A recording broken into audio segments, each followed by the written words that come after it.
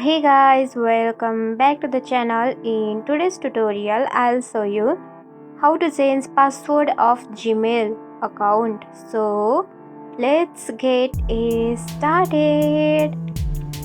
So let's open it. Now see, this is the inbox of your Gmail account and you should have to tap on your profile picture which is available on the top right corner of your screen. So tap on it. Now tap on manage your Google account which is available on the upper bottom of your screen.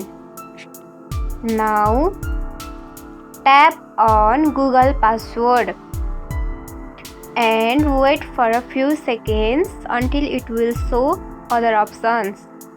Now verify that it is you by typing your screen lock, biometric or anything and wait for seconds.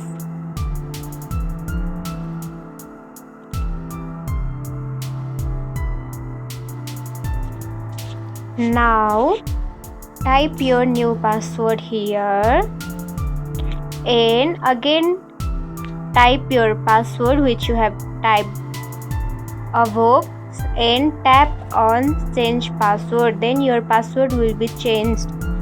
And that's it.